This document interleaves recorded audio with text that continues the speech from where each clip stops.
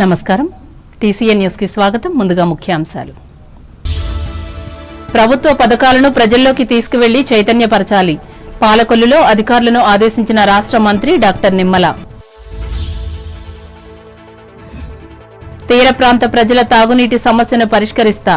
భీమవరం నియోజకవర్గంలో హామీ ఇచ్చిన ఎమ్మెల్యే పులపర్తి. పాత పూసల మరు గ్రామంలో రక్షిత మంచినీటి పథకానికి ప్రారంభం.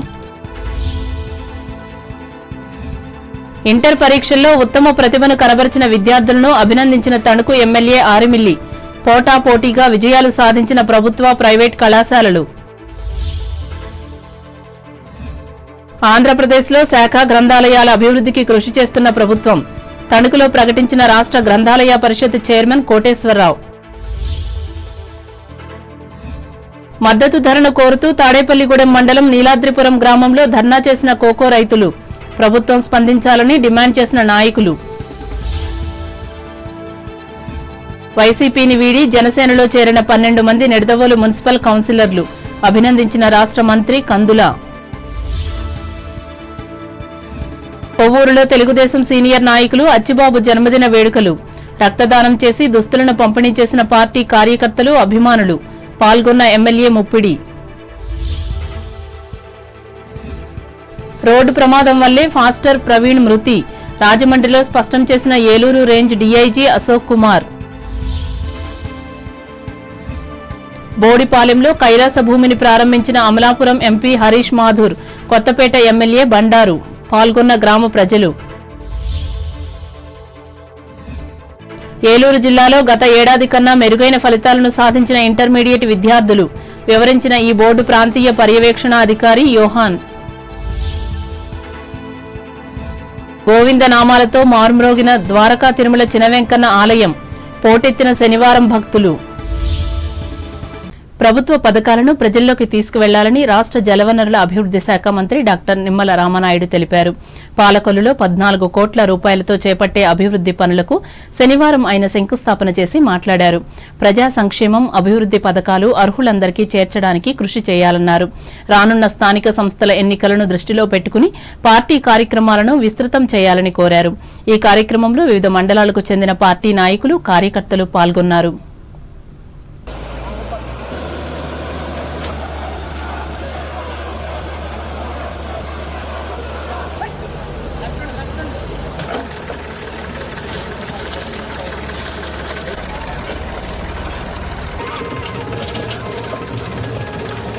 దాయిని మన దమయపర్తి డ్రైన్.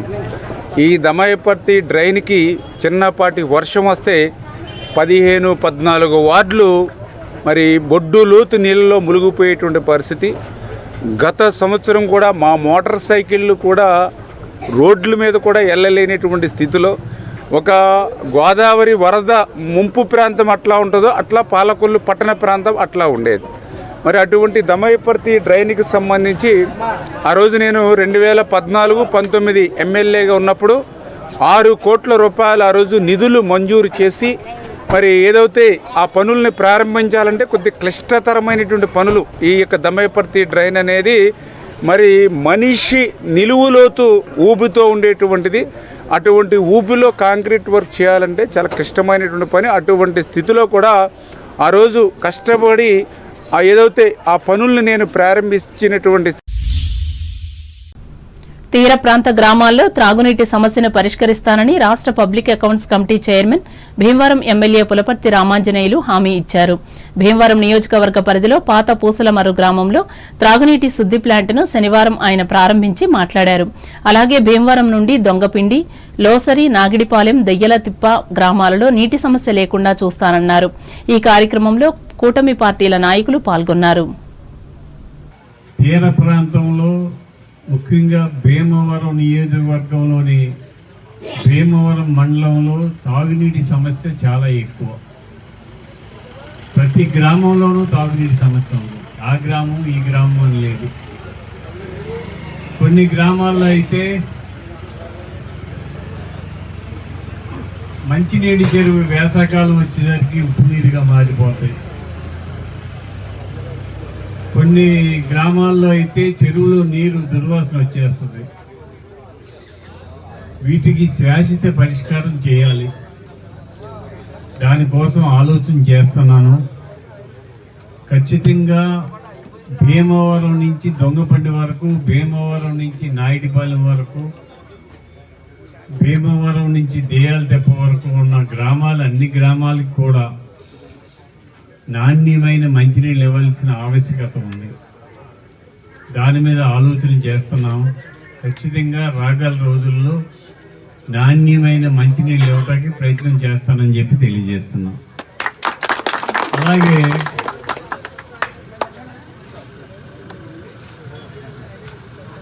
లోసరి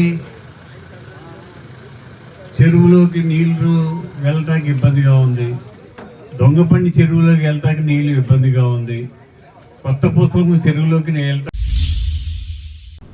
ప్రభుత్వ విద్యను అభివృద్ధి చేసేందుకు ఈ శాఖ మంత్రి నారా లోకేష్ చేస్తున్న కృషిలో భాగంగా వెల్లడైన ఇంటర్ ఫలితాలలో ప్రభుత్వ జూనియర్ కళాశాలల విద్యార్థులు అత్యధిక మార్కులను సాధించినట్లు తణుకు ఎమ్మెల్యే ఆర్మిల్లి రాధాకృష్ణ తెలిపారు. పట్టణానికి చెందిన ఎస్ఎన్విటి ప్రభుత్వ జూనియర్ కళాశాల, ఎస్కేఎస్డి మహిళా జూనియర్ కళాశాలలకు చెందిన విద్యార్థినులు సాధించిన ప్రగతికి మెచ్చి ఆయన అభినందించారు. ఈ మేరకు నగదు బహుమతులను ఎమ్మెల్యే అందజేసి ప్రోత్సహించారు.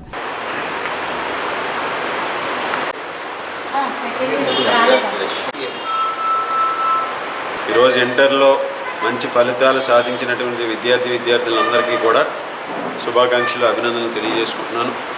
అలాగే ముఖ్యంగా ఒకసారి పరిశీలిస్తే గత 10 సంవత్సరాల్లో ఎప్పుడూ రాని విధంగా ఈరోజు ఫలితాల శాతం పెరగటం ఈరోజు రాష్ట్రంలో కూటమి ప్రభుత్వం అందిస్తున్నటువంటి పరిపాలనని సందర్భంగా తెలియజేస్తున్నాం. ముఖ్యంగా గౌరవ ముఖ్యమంత్రి నారా చంద్రబాబు నాయుడు గారు ఈ ప్రభుత్వం వచ్చిన తర్వాత తీసుకొచ్చినటువంటి ప్రభుత్వ విద్యా విధానంలో తీసుకొచ్చినటువంటి సంస్కరణల వల్ల ముఖ్యంగా ప్రభుత్వ కాలేజీల్లో చదువుకునే విద్యార్థులు, అదేవిధంగా కాలేజీ గర్ల్స్ హాస్టల్లో చదువుకునే విద్యార్థులు, సోషల్ వెల్ఫేర్ హాస్టల్లో చదువుకునేటువంటి విద్యార్థులు మంచి ఫలితాలు సాధించి ఈరోజు ఉత్తమ ప్రతిభను కనపరచడం జరిగింది.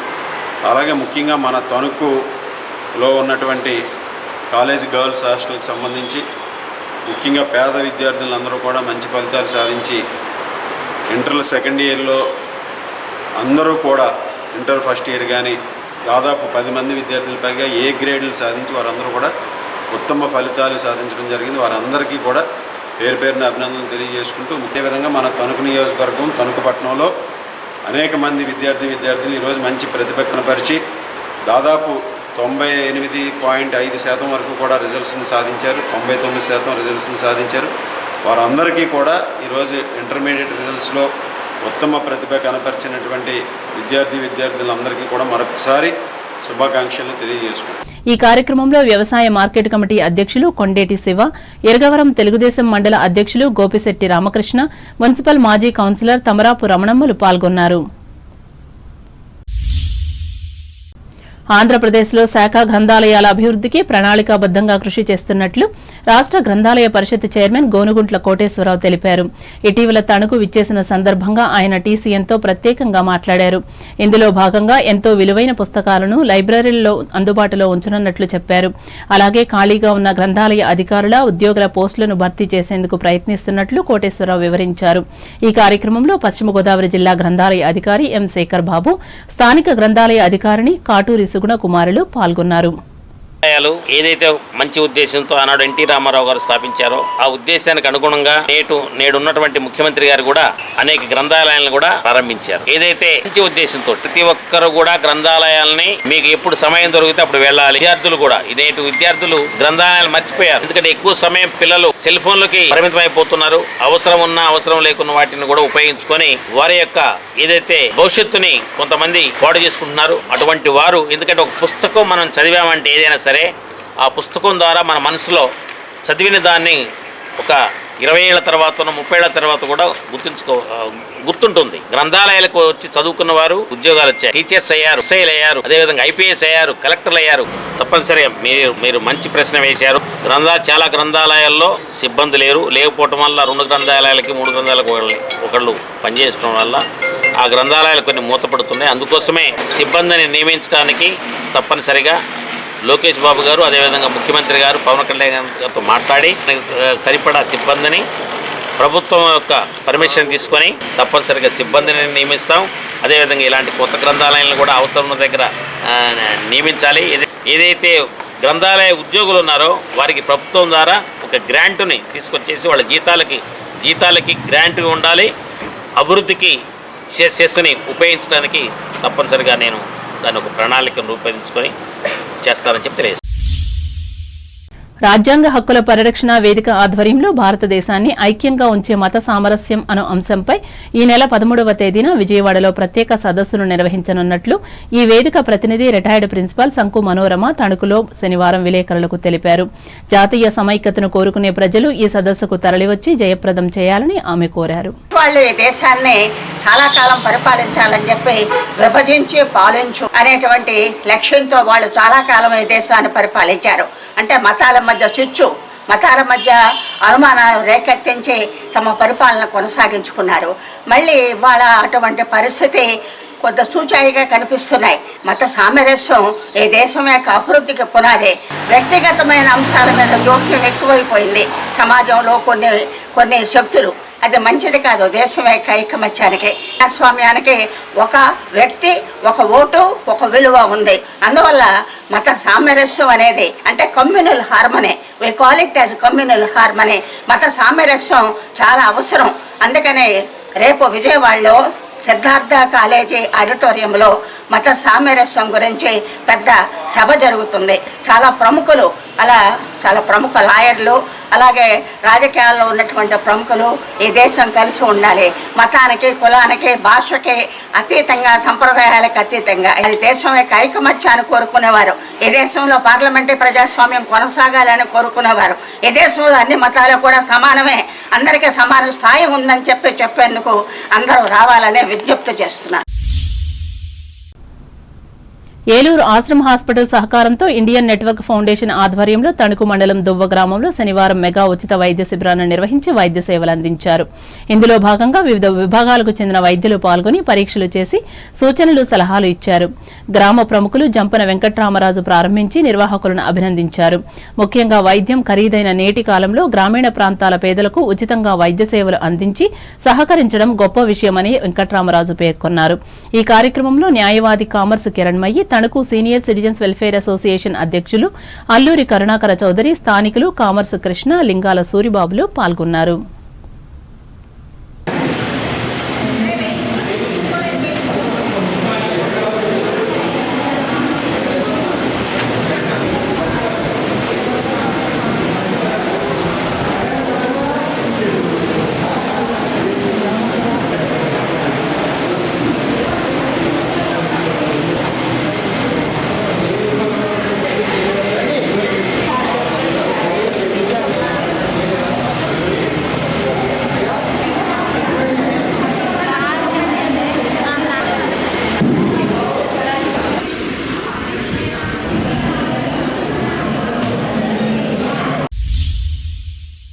ఇంటర్మీడియట్ ప్రథమ, ద్వితీయ సంవత్సరాలకు ఇటీవల జరిగిన పబ్లిక్ పరీక్షల ఫలితాలను ప్రభుత్వం శనివారం వెల్లడించింది.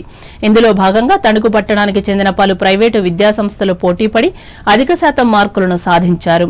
మహిళా విద్యాభివృద్ధికి దోహదపడుతున్న శ్రీమతి కొండేపాటి సరోజినీదేవి మహిళా జూనియర్ కళాశాల ప్రథమ, ద్వితీయ సంవత్సరాల ఫలితాలలో అత్యున్నత ఫలితాలను సాధించినట్లు ప్రిన్సిపల్ భూపతిరాజు హిమబిందు ఒక ప్రకటనలో తెలిపారు.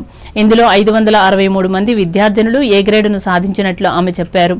అలాగే పట్టణానికి చెందిన శశి జూనియర్ కళాశాలలో సాధించిన ఫలితాలను సంస్థ ఇన్ఛార్జ్ నిమ్మగడ్డ రాజేంద్ర ప్రసాద్ తెలిపారు.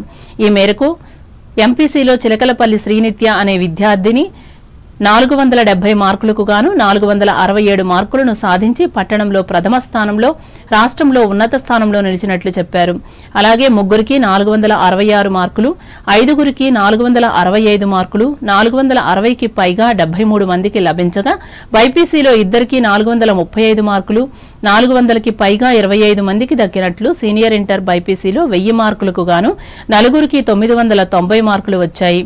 56 మంది విద్యార్థులు 980 320 మార్కులు సాధించారు.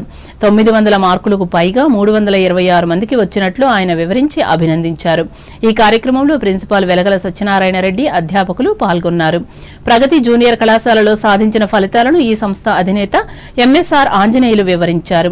ఇంటర్ ఫస్ట్ ఇయర్ కు చెందిన ఎంపీసీ కోర్సులో 470 మార్కులకు గాను 450 మార్కులకు పైగా 122 మంది సాధించగా, బైపీసీ గ్రూప్ లో 440 మార్కులకు 400 మార్కులు పైగా 32 మంది సాధించినట్లు చెప్పారు. అలాగే సెకండ్ ఇంటర్లో 1000 మార్కులకు గాను 267 మంది విద్యార్థులు 900 మార్కులను సాధించినట్లు ఆయన తెలిపారు. ఈ సందర్భాన్ని పురస్కరించుకుని ఉన్నత మార్కులు సాధించిన విద్యార్థులను ప్రశంసించారు.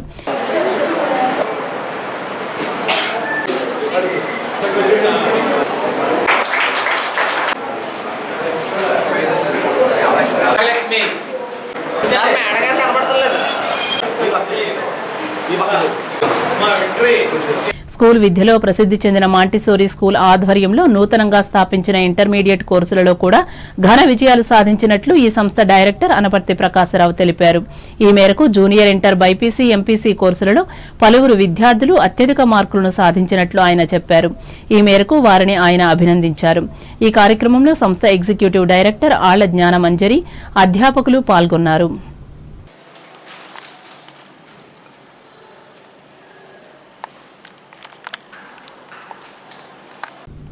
మారుతి జూనియర్ కళాశాలలో జూనియర్, సీనియర్ ఇంటర్ పరీక్షలు రాసిన విద్యార్థులు అన్ని విభాగాలలోనూ అత్యధిక మార్కులను సాధించినట్లు సంస్థ అధ్యక్షులు ఎస్వీవి సత్యనారాయణ ఒక ప్రకటనలో తెలిపారు.